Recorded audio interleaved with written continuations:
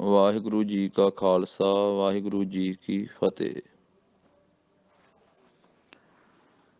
21ਵੀਂ ਪੌੜੀ ਦੀ ਸੰਥਿਆ ਆਰੰਭ ਹੋ ਰਹੀ ਹੈ ਜੀ। ਸ੍ਰੀ ਜਪਜੀ ਸਾਹਿਬ ਬਾਣੀ ਦੀ। ਤੀਰਥ ਤਾਪ ਦਇਆ ਦਤ ਦਾਨ।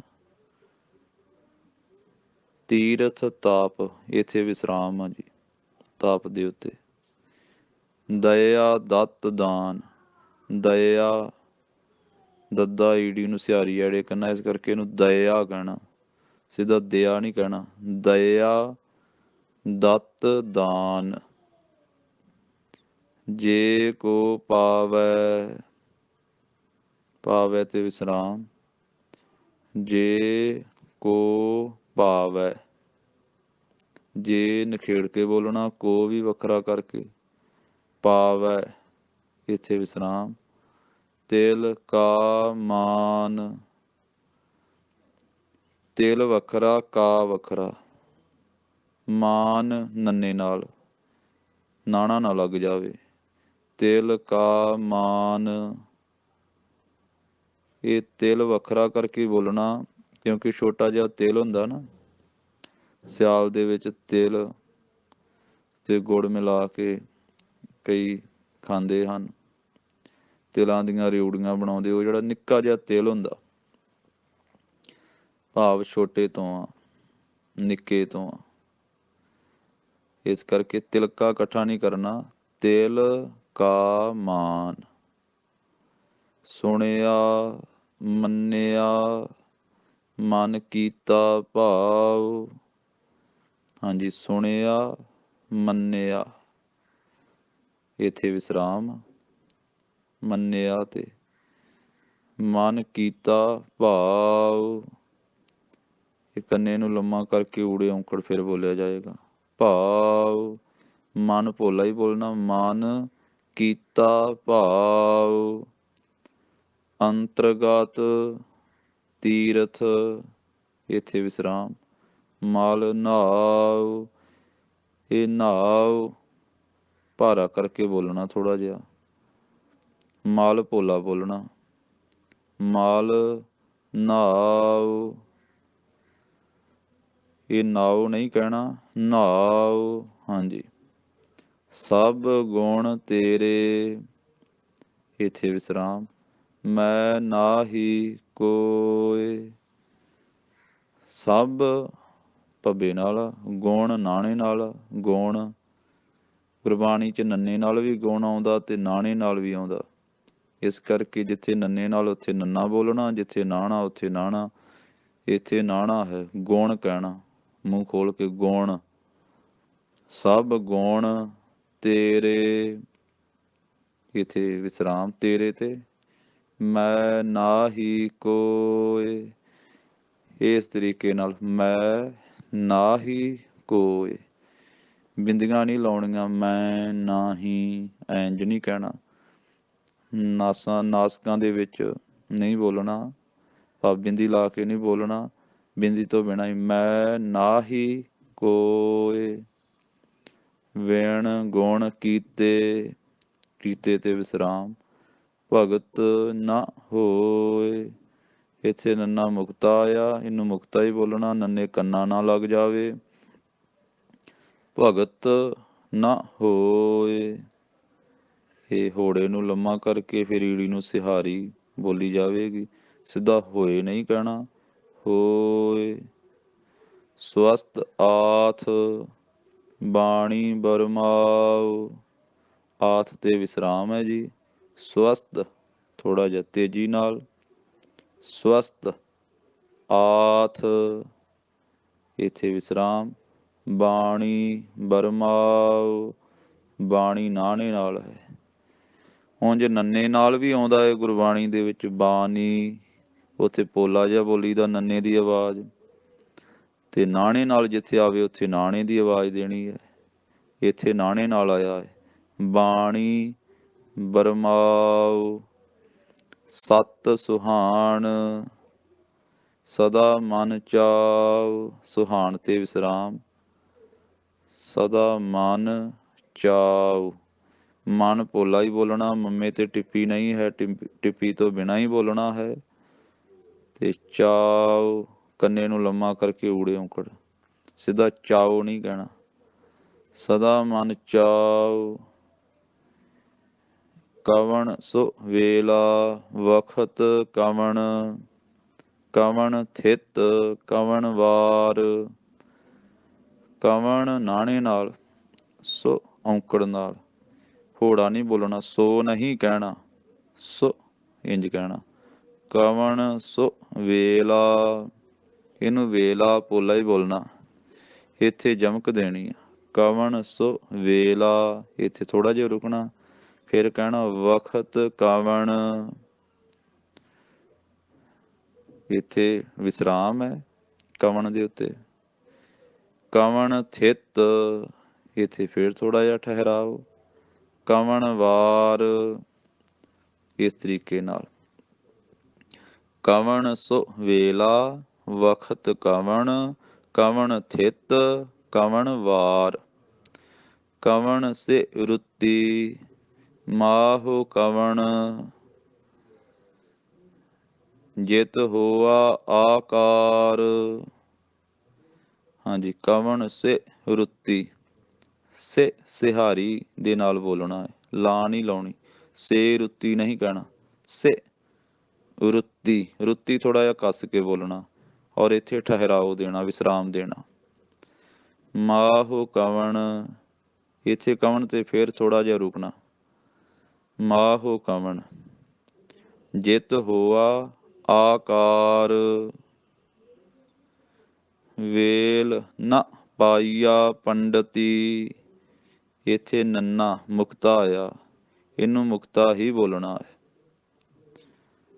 ਵੇਲ ਨ ਪਾਈਆ ਪੰਡਤੀ, ਇੱਥੇ ਵਿਸਰਾਮ।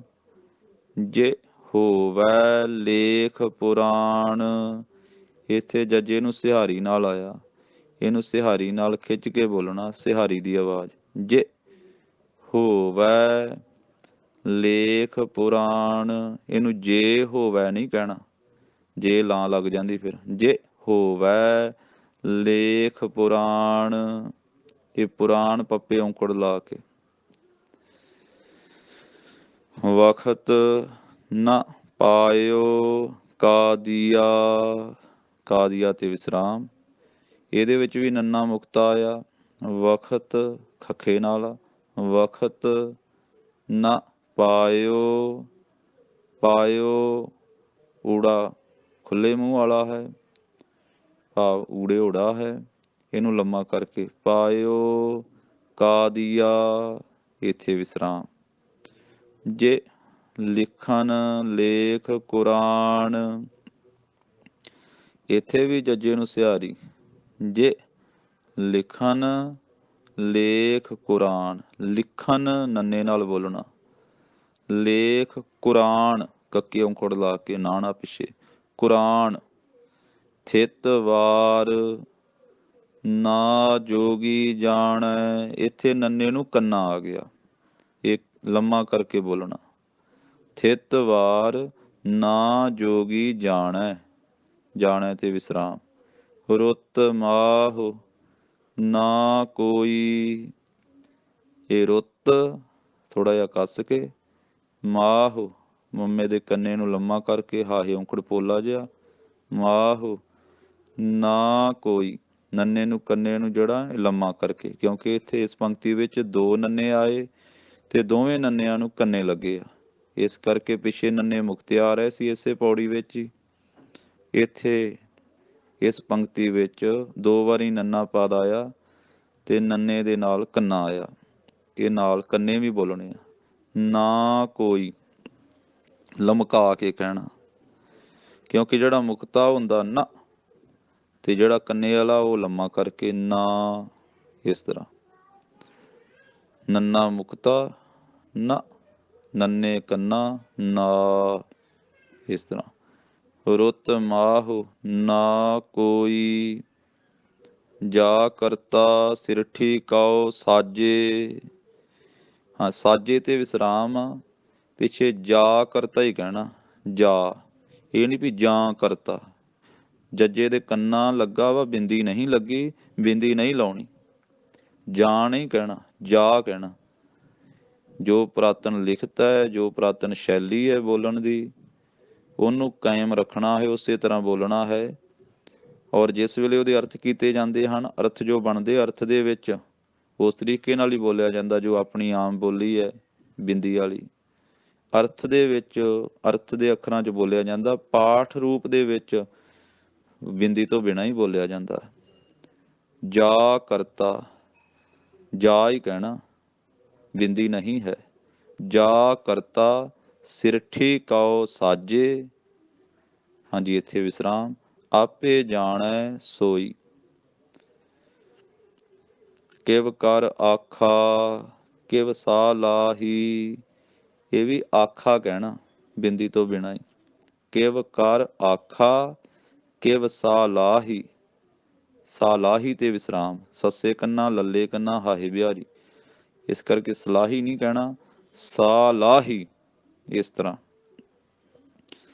ਕਿਵ ਕਰ ਆਖਾ ਕਿਵ ਸਾ ਲਾਹੀ, ਕਿਉ ਵਰਨੀ ਕਿਵ ਜਾਣਾ, ਇਹ ਨਖੇੜ ਕੇ ਬੋਲਣੇ ਸਾਰੇ। ਕਿਉ ਵਰਨੀ, ਇੱਥੇ ਵੀ ਠਹਿਰਾਓ ਦੇਣਾ। ਕਿਵ ਜਾਣਾ, ਹਾਂਜੀ। ਨਾਨਕ ਆਖਣ ਸਭ ਕੋ ਆਖੈ, ਇੱਕ ਦੂ ਇੱਕ ਸਿਆਣਾ, ਹਾਂਜੀ ਆਖੈ ਤੇ ਵਿਸਰਾਮ ਲੱਗਦਾ। ਨਾਨਕ ਆਖਣ ਸਭ ਕੋ ਆਖੈ, ਇੱਥੇ ਵਿਸਰਾਮ। ਇੱਕ ਦੂ ਇੱਕ ਸਿਆਣਾ, ਇੱਕ ਦੂ ਇਕੱਠਾ ਹੀ ਆ, ਇੱਕ ਦੂ ਇੱਕ ਸਿਆਣਾ। ਵੱਡਾ ਸਾਹਿਬ ਵੱਡੀ ਨਾਈ, ਹਾਂ ਸਾਹਿਬ ਤੇ ਜਮਕ ਦੇਣੀ ਆ, ਨਾਈ ਤੇ ਵਿਸਰਾਮ ਲਾਉਣਾ। ਵੱਡਾ ਸਾਹਿਬ, ਇਹ ਸੱਸੇ ਕੰਨਾ ਲਾ ਕੇ ਬੋਲਣਾ ਕਿਉਂਕਿ ਕੰਨਾ ਲੱਗਾ ਹੋਇਆ। ਸਾਹਿਬ। ਵੱਡੀ ਨਾਈ, ਇੱਥੇ ਵਿਸਰਾਮ ਨਾਈ ਤੇ। ਕੀਤਾ ਜਾ ਕਾ ਹੋਵੈ, ਇਹ ਜਾ ਕਾ ਵੱਖਰਾ ਵੱਖਰਾ ਬੋਲਣਾ। ਕੀਤਾ ਜਾ ਕਾ ਹੋਵੈ। ਨਾਨਕ ਜੇ ਕੋ ਆਪੋ ਜਾਣੈ, ਜਾਣੈ ਤੇ ਵਿਸਰਾਮ, ਨਾਨਕ ਪਦ ਤੇ ਜਮਕ ਹੈ, ਭਾਵ ਥੋੜਾ ਜਿਹਾ ਰੁਕਣਾ। ਨਾਨਕ ਜੇ ਕੋ ਆਪੋ ਜਾਣੈ, ਇਹ ਵੀ ਜੇ ਵੱਖਰਾ ਕੋ ਵੱਖਰਾ ਬੋਲਣਾ, ਇਹ ਜੇ ਕੋ ਇਕੱਠਾ ਨਹੀਂ ਕਰਨਾ। ਨਾਨਕ ਇੱਥੇ ਜਮਕ, ਠਹਿਰਾਓ ਥੋੜਾ ਜਿਹਾ। ਫਿਰ ਜੇ ਕੋ ਆਪੋ ਜਾਣੈ, ਜਾਣੈ ਤੇ ਵਿਸਰਾਮ। ਅੱਗੇ ਗਿਆ ਨਾ ਸੋ ਹੈ, ਇਹਦੇ ਵਿੱਚ ਨੰਨਾ ਮੁਕਤਾ ਆ, ਨੰਨਾ ਮੁਕਤਾ ਹੀ ਬੋਲਣਾ ਨਾ, ਇੰਜ ਕਰਕੇ। ਅੱਗੇ ਗਿਆ ਨਾ ਸੋ ਹੈ, ਇੱਥੋਂ ਤੀਕ 21 ਪੌੜੀਆਂ ਹੋਈਆਂ ਜੀ। ਤਾਂ ਇਸ ਪਵਿੱਤਰ ਪੌੜੀ ਵਿੱਚ ਸ੍ਰਿਸ਼ਟੀ ਦੀ ਰਚਨਾ ਦੇ ਸਮੇਂ ਦਾ ਜ਼ਿਕਰ ਆਇਆ। ਥੋੜ੍ਹੀ ਜਿਹੀ ਵਿਚਾਰ ਉਹਦੇ ਸੰਬੰਧ ਵਿੱਚ ਕਰਦੇ ਹਾਂ। ਮਹਾਰਾਜ ਸਾਹਿਬ ਜੀ ਨੇ ਇਹਦੇ ਵਿੱਚ ਫਰਮਾਇਆ ਵੀ ਉਹ ਕਿਹੜਾ ਵੇਲਾ ਸੀ, ਕਿਹੜਾ ਵਕਤ ਸੀ, ਕਿਹੜੀ ਥਿੱਤ ਸੀ, ਕਿਹੜਾ ਵਾਰ ਸੀ, ਕਿਹੜੀ ਰੁੱਤ ਸੀ, ਕਿਹੜਾ ਮਹੀਨਾ ਸੀ ਜਿਸ ਵੇਲੇ ਸ੍ਰਿਸ਼ਟੀ ਦੀ ਰਚਨਾ ਹੋਈ। ਵੀ ਉਸ ਵੇਲੇ ਦਾ ਸਮੇਂ ਦਾ ਪੰਡਤਾਂ ਨੂੰ ਵੀ ਪਤਾ ਨਹੀਂ ਲੱਗਾ। ਜੇ ਪਤਾ ਹੁੰਦਾ ਤੇ ਉਹ ਪੁਰਾਣਾਂ ਵਿੱਚ ਲਿਖ ਦਿੰਦੇ। ਜਿਨ੍ਹਾਂ ਨੇ ਪੁਰਾਣ ਲਿਖੇ ਉਹ ਰਿਸ਼ੀ ਮੁਨੀ ਪੁਰਾਣਾਂ ਵਿੱਚ ਲਿਖ ਦਿੰਦੇ। ਉਹਨਾਂ ਪੁਰਾਣਾਂ ਵਿੱਚ ਲੇਖ ਹੁੰਦਾ ਉਸ ਸਮੇਂ ਦਾ, ਪਰ ਉੱਥੇ ਹੈ ਨਹੀਂ। ਉਸ ਵਕਤ ਦਾ, ਉਸ ਸਮੇਂ ਦਾ ਕਾਜ਼ੀਆਂ ਨੂੰ ਵੀ ਪਤਾ ਨਹੀਂ ਲੱਗਾ, ਕਿਉਂਕਿ ਉਹਨਾਂ ਨੇ ਕੁਰਾਨ ਪੜ੍ਹ ਕੇ ਦੱਸਣਾ ਸੀ, ਤੇ ਕੁਰਾਨ ਲਿਖਣ ਵਾਲਿਆਂ ਨੇ ਕੁਰਾਨਾਂ ਵਿੱਚ ਵੀ ਉਸ ਸਮੇਂ ਦਾ ਲੇਖ ਨਹੀਂ ਲਿਖਿਆ। ਉਹ ਕਿਹੜੀ ਥਿੱਤ ਸੀ, ਕਿਹੜਾ ਵਾਰ ਸੀ, ਉਸ ਨੂੰ ਜੋਗੀ ਵੀ ਨਹੀਂ ਜਾਣਦੇ। ਉਹ ਕਿਹੜੀ ਰੁੱਤ ਸੀ, 6 ਰੁੱਤਾਂ ਵਿੱਚੋਂ 12 ਮਹੀਨਿਆਂ ਵਿੱਚੋਂ ਕਿਹੜਾ ਮਹੀਨਾ ਸੀ, ਜਾਂ 15 ਥਿੱਤਾਂ ਵਿੱਚੋਂ ਕਿਹੜੀ ਥਿੱਤ ਸੀ, ਏਕਮ ਸੀ, ਦੂਜ ਸੀ, ਤੀਜ ਸੀ, ਚੌਦਸ ਸੀ, ਮੱਸਿਆ ਸੀ ਜਾਂ ਪੁੰਨਿਆ ਸੀ, ਕਿਹੜੀ ਥਿੱਤ ਸੀ, ਉਹ ਕੋਈ ਨਹੀਂ ਜਾਣਦਾ। 7 ਵਾਰਾਂ ਵਿੱਚੋਂ ਕਿਹੜਾ ਵਾਰ ਸੀ, ਉਹ ਕੋਈ ਨਹੀਂ ਜਾਣਦਾ। ਇਸ ਕਰਕੇ ਫਿਰ ਜਾਣਦਾ ਕੌਣ ਹੈ? ਕਿਉਂਕਿ ਸ੍ਰਿਸ਼ਟੀ ਦੇ ਰਚਣ ਤੋਂ ਪਹਿਲਾਂ ਜੋ ਸੀ ਉਹੀ ਜਾਣਦਾ, ਹੋਰ ਤਾਂ ਕੁਝ ਹੈ ਨਹੀਂ ਸੀ। ਕਰਤਾ ਹੀ ਸੀ ਪਹਿਲਾਂ, ਤੇ ਉਹ ਕਰਤਾ ਪਰਮੇਸ਼ਰ ਜਿਸ ਨੇ ਸਭ ਕੁਝ ਸਾਜਿਆ, ਉਹੀ ਸ੍ਰਿਸ਼ਟੀ ਦੇ ਆਦ ਸਮੇਂ ਨੂੰ ਜਾਣਦਾ ਹੈ। ਪੰਕਤੀਆਂ ਆਈਆਂ, ਕਵਣ ਸੋ ਵੇਲਾ ਵਖਤ ਕਵਣ, ਕਵਣ ਥਿਤ ਕਵਣ ਵਾਰ, ਕਵਣ ਸੇ ਰੁੱਤੀ ਮਾਹੁ ਕਵਣ, ਜਿਤ ਹੋਆ ਆਕਾਰ। ਅਰਥੇ ਦੇ ਪਹਿਲਾਂ ਬੇਨਤੀ ਕਰ ਦਿੱਤੀ ਆ। ਵੇਲ ਨਾ ਪਾਈਆ ਪੰਡਤੀ, ਜੇ ਹੋਵੈ ਲੇਖ ਪੁਰਾਣ, ਵਖਤ ਨਾ ਪਾਇਓ ਕਾਦੀਆ, ਜੇ ਲਿਖਨ ਲੇਖ ਕੁਰਾਨ, ਥਿਤ ਵਾਰ ਨਾ ਜੋਗੀ ਜਾਣੈ, ਰੁੱਤ ਮਾਹੁ ਨਾ ਕੋਈ, ਜਾ ਕਰਤਾ ਸਿਰਠੀ ਕਉ ਸਾਜੇ, ਆਪੇ ਜਾਣੈ ਸੋਈ। ਜਿਸ ਕਰਤਾ ਪੁਰਖ ਨੇ ਸ੍ਰਿਸ਼ਟੀ ਸਾਜੀ ਆ, ਆਪ ਹੀ ਉਹ ਜਾਣਦਾ ਵੀ ਕਦੋਂ ਉਹਨੇ ਸਾਜੀ ਆ, ਦੂਜਾ ਕੋਈ ਨਹੀਂ ਜਾਣਦਾ। ਤੋ ਇਹਦੇ ਵਿੱਚ ਵਿਚਾਰਨ ਵਾਲੀ ਗੱਲ ਆ ਕਿ ਕਰਤਾ ਪੁਰਖ ਨੇ ਸ੍ਰਿਸ਼ਟੀ ਸਾਜੀ, ਤੇ ਸ੍ਰਿਸ਼ਟੀ ਦੇ ਸਾਜਣ ਦੇ ਨਾਲ ਹੀ ਉਸਨੇ ਇਹ ਸੂਰਜ ਪੈਦਾ ਕੀਤਾ, ਚੰਦ ਪੈਦਾ ਕੀਤਾ, ਧਰਤੀ ਆਕਾਸ਼ ਪੰਜੇ ਤੱਤ ਪੈਦਾ ਕੀਤੇ। ਤਾਂ ਉਸਨੇ ਸਮਾਂ ਤਾਂ ਹੀ ਉਹਦੇ ਵਿੱਚ ਆਇਆ, ਤਾਂ ਹੀ ਸਮਾਂ ਬਣਿਆ। ਸੂਰਜ ਇੱਕੋ ਰੁੱਤ ਅਨੇਕ, ਫੇਰ ਹੀ ਦਿਨ ਰਾਤ ਬਣੀ, ਵੇਲਾ ਬਣਿਆ। ਉਦੋਂ ਪਹਿਲਾਂ ਸਮੇਂ ਦੀ ਕੀ ਵਿਚਾਰ, ਕੋਈ ਹੈ ਹੀ ਨਹੀਂ ਸੀ ਸਮੇਂ ਦੀ ਵਿਚਾਰ। ਉਹ ਅਕਾਲ ਪੁਰਖ ਦੀ ਆਪਣੀ ਮੌਜ। ਤਾਂ ਇਸ ਕਰਕੇ ਜਦੋਂ ਸ੍ਰਿਸ਼ਟੀ ਸਾਜੀ ਗਈ ਤੇ ਫਿਰ ਵੇਲਾ ਬਣਿਆ, ਸਮਾਂ ਬਣਿਆ, ਫਿਰ 15 ਥਿੱਤਾਂ ਬਣੀਆਂ ਚੰਦਰਮਾ ਦੇ ਲਿਹਾਜ਼ ਨਾਲ। ਜਿਵੇਂ ਚੰਦਰਮਾ ਵੱਧਦਾ ਤੇ ਘਟਦਾ ਹੈ, ਉਹਦੀ ਕਲਾ ਹੈ। ਤਾਂ ਫਿਰ ਹਫ਼ਤੇ ਦੇ 7 ਵਾਰ ਬਣੇ, ਫਿਰ 6 ਰੁੱਤਾਂ ਬਣੀਆਂ, ਤੇ ਫਿਰ ਇਹ 12 ਮਹੀਨੇ ਬਣੇ, 1 ਸਾਲ ਦੇ, ਸਾਲ ਬਣਿਆ। ਤੋ ਇਸ ਤਰੀਕੇ ਦੇ ਨਾਲ ਇਹ ਵਾਹਿਗੁਰੂ ਜੀ ਦੀ ਰਚਨਾ ਵਿੱਚ ਇਸ ਸਮੇਂ ਦੀ ਵੰਡ ਕੀਤੀ ਹੋਈ ਹੈ। ਕਈ ਵਾਰੀ ਆਪਾਂ ਕਹਿ ਦਿੰਦੇ ਨਾ ਵੀ ਆ ਥਿੱਤਾਂ ਕੀ ਹੁੰਦੀਆਂ ਜੀ, ਜਿਵੇਂ ਹਫ਼ਤੇ ਦੇ 7 ਵਾਰ ਵਾ, ਜਿਵੇਂ 12 ਮਹੀਨੇ ਆ ਸਾਲ ਦੇ, ਜਿਵੇਂ 6 ਰੁੱਤਾਂ ਵਾ, 2-2 ਮਹੀਨੇ ਦੀ 1 ਰੁੱਤ। ਇਸੇ ਤਰ੍ਹਾਂ ਚੰਦਰਮਾ ਦੀ ਕਲਾ ਦੇ ਨਾਲ, ਜਿਵੇਂ ਚੰਦਰਮਾ ਦੀਆਂ ਕਲਾ ਵੱਧਦੀਆਂ ਘਟਦੀਆਂ, ਜਿਵੇਂ ਚੰਦਰਮਾ ਵੱਧਦਾ ਘਟਦਾ, ਇਸੇ ਤਰ੍ਹਾਂ ਇਹ 15 ਥਿੱਤਾਂ। ਇਸ ਜਪਜੀ ਸਾਹਿਬ ਵਿੱਚ ਮਹਾਰਾਜ ਨੇ ਇਹ ਥਿੱਤਾਂ ਦਾ ਜ਼ਿਕਰ ਕੀਤਾ। ਔਰ ਸੁਖਮਨੀ ਸਾਹਿਬ ਦੀ ਬਾਣੀ ਦੀ ਸਮਾਪਤੀ ਤੋਂ ਅੱਗੇ ਥਿੱਤੀ ਬਾਣੀ ਵੀ ਆਉਂਦੀ ਹੈ ਗੌੜੀ ਰਾਗ ਦੇ ਅੰਦਰ। ਭਗਤ ਕਬੀਰ ਸਾਹਿਬ ਦੀ ਰਚਨਾ ਤੋਂ ਵੀ ਥਿੱਤੀ ਬਾਣੀ ਹੈ। ਜਿਵੇਂ ਮਹਾਰਾਜ ਦੇ ਬਚਨ ਆਉਂਦੇ, 15 ਹੈ ਥਿੱਤੀ ਤੈ 7 ਵਾਰ, ਮਾਹਾ ਰੁੱਤੀ ਆਵਹਿ ਵਾਰ ਵਾਰ। ਤਾਂ ਵਾਹਿਗੁਰੂ ਜੀ ਦੀ ਰਚਨਾ ਹੈ। ਜਿਵੇਂ ਹਫ਼ਤੇ ਦੇ 7 ਵਾਰ ਹਨ, ਇਸੇ ਤਰ੍ਹਾਂ 15 ਥਿੱਤਾਂ ਹਨ। ਜਿਵੇਂ ਅੰਗਰੇਜ਼ੀ ਤਰੀਕ ਅੱਜ ਕੱਲ੍ਹ ਜ਼ਿਆਦਾ ਪ੍ਰਚਲਿਤ ਹੈ, ਪਿਛਲੇ ਸਮੇਂ ਵਿੱਚ ਵੀ ਤੇ ਹੁਣ ਵੀ ਇਹ 15 ਥਿੱਤਾਂ ਦੀ ਵੀ ਪ੍ਰਚਲਿਤ ਸੀ। ਤੋ ਇਸ ਤਰੀਕੇ ਨਾਲ ਏਕਮ ਦੂਜ ਤੀਜ, ਇਹ ਚੌਥੀ, ਪੰਜਵੀਂ, ਫਿਰ 6ਵੀਂ, 7ਵੀਂ, 8ਵੀਂ, 9ਵੀਂ, 10ਵੀਂ, ਇਕਾਦਸ਼, ਦੁਆਦਸ਼, ਇਹ ਸਾਰੀਆਂ ਥਿੱਤਾਂ 15 ਥਿੱਤਾਂ ਹਨ। ਤੋ ਇਹਦੀ ਵਿਚਾਰ ਜਿਹੜੀ ਵੱਡੀ ਹੈ। ਤੋ ਇਹ ਥੋੜ੍ਹੀ ਜਿਹੀ ਆਪਾਂ ਵਿਚਾਰ ਕੀਤੀ ਹੈ ਕਿ ਵਾਹਿਗੁਰੂ ਦੀ ਰਚਨਾ ਦੇ ਵਿੱਚ ਹੀ ਇਹ ਵਾਰ ਬਣੇ ਆ, ਥਿੱਤਾਂ ਬਣੀਆਂ, ਤੇ ਇਹਦੇ ਵਿੱਚ ਚੰਗਾ ਮਾੜਾ ਨਹੀਂ ਕੁਝ ਵੀ। ਇਹ ਵਾਹਿਗੁਰੂ ਦੀ ਰਚਨਾ, ਇੱਥੇ ਰਚਨਾ ਜਿਹੜੀ ਉਹ ਸਾਰੀ ਚੰਗੀ ਚੰਗੀ ਹੈ। ਕਈ ਵਾਰੀ ਆਮ ਕਿਹਾ ਜਾਂਦਾ ਨਾ ਵੀ ਹਫ਼ਤੇ ਦੇ ਆਹ ਵਾਰ ਚੰਗੇ ਤੇ ਆ ਮਾੜੇ, ਇਹ ਤਾਂ ਸੰਸਾਰੀ ਵਿਚਾਰ ਹੈ। ਇਸੇ ਤਰ੍ਹਾਂ ਥਿੱਤਾਂ ਵੀ ਆ। ਕਈ ਕਹਿ ਦਿੰਦੇ ਵੀ ਇਹ ਤਾਂ ਜੀ ਬ੍ਰਾਹਮਣਾਂ ਦੀਆਂ ਥਿੱਤਾਂ। ਜੇ ਹਫ਼ਤੇ ਦੇ ਵਾਰ ਸਾਰਿਆਂ ਦੇ ਸਾਂਝੇ ਆ, ਜੇ 12 ਮਹੀਨੇ ਸਾਰਿਆਂ ਦੇ ਸਾਂਝੇ ਆ, ਜੇ 6 ਰੁੱਤਾਂ ਸਾਰਿਆਂ ਦੀਆਂ ਸਾਂਝੀਆਂ, ਤੇ ਇਸੇ ਤਰ੍ਹਾਂ 15 ਥਿੱਤਾਂ ਵੀ ਸਾਰਿਆਂ ਦੀਆਂ ਸਾਂਝੀਆਂ। ਥਿੱਤਾਂ ਕੋਈ ਬ੍ਰਾਹਮਣਾਂ ਦੀਆਂ ਨਹੀਂ, ਇਹ ਪਰਮੇਸ਼ਰ ਦੀ ਰਚਨਾ ਹੈ, ਤੇ ਉਹਦੀ ਰਚਨਾ ਦੇ ਵਿੱਚ ਇਹ ਥਿੱਤਾਂ ਵੀ ਆ 15। ਤਾਂ ਇਹਦਾ ਜ਼ਿਕਰ ਮਹਾਰਾਜ ਨੇ ਗੁਰਬਾਣੀ 'ਚ ਪਹਿਲੀ ਬਾਣੀ 'ਚ ਹੀ ਕਰ ਦਿੱਤਾ, ਜਪਜੀ ਸਾਹਿਬ 'ਚ ਹੀ। ਤੇ ਰਚਨਾ ਦੇ ਆਦਿ ਕਾਲ ਵਿੱਚ ਤਾਂ ਕੁਝ ਵੀ ਨਹੀਂ ਸੀ। ਥਿੱਤ ਵਾਰ ਨਾ ਜੋਗੀ ਜਾਣੈ, ਰੁੱਤ ਮਾਹੁ ਨਾ ਕੋਈ, ਜਾ ਕਰਤਾ ਸਿਰਠੀ ਕਉ ਸਾਜੇ, ਆਪੇ ਜਾਣੈ ਸੋਈ।